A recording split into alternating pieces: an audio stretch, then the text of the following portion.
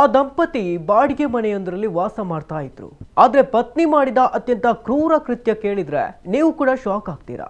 ಯಾಕಂದ್ರೆ ಪತ್ನಿ ವಿಮಲ ಎಂಬಾಕೆ ತನ್ನ ಪತಿ ಉತ್ತರ ಪ್ರದೇಶ ಮೂಲದ 40 ವರ್ಷದ ರಾಜೇಶ್ನನ್ನ ಚಾಕುವಿನಿಂದ ಇರಿದು ಕೊಲೆ ಮಾಡಿದ ಬಳಿಕ ಆತನ ಕರುಳನ್ನ ಹೊರತೆಗೆದು ಚೀಲದಲ್ಲಿ ತುಂಬಿಸಿದ್ದಾಳೆ.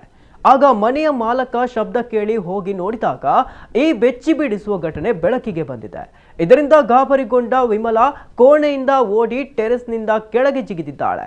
ಇನ್ನು ರಾಜೇಶ್ ದೇಹದ ಮರಣೋತ್ತರ ಪರೀಕ್ಷೆ ನಡೆಸಿದಾಗ ಆತನ ಹೊಟ್ಟೆಯ ಭಾಗದಲ್ಲಿ ಬರೋಬ್ಬರಿ 35 ಸೆಂಟಿಮೀಟರ್ಗಳಷ್ಟು ಆಳವಾದ ಗಾಯಗಳಿರುವುದು ಪತ್ತೆಯಾಗಿದೆ.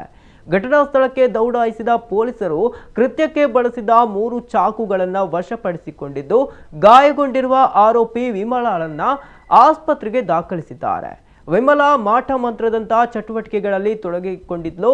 ಹೀಗಾಗಿ ದಂಪತಿ ನಡುವೆ ಆಗಾಗ ಜಗಳ ನಡೀತಾ ಇತ್ತು ಎಂದು ಮನೆ ಮಾಲಕ ಆರೋಪಿಸಿದ್ದಾರೆ. ದಂಪತಿ ಮದುವೆಯಾಗಿ ಹಲವು ವರ್ಷಗಳಾಗಿದ್ರೂ ಕೂಡ ಮಕ್ಕಳಿರಲಿಲ್ಲ. ಈ ಘಟನೆ ಹರಿಯಾಣದಲ್ಲಿ ನಡೆದಿದ್ದು ಕೊಲೆಯ ನಿಖರ ಕಾರಣದ ಬಗ್ಗೆ ಪೊಲೀಸರು ತೀವ್ರ ತನಿಖೆ ನಡೆಸ್ತಾ ಇದ್ದಾರೆ.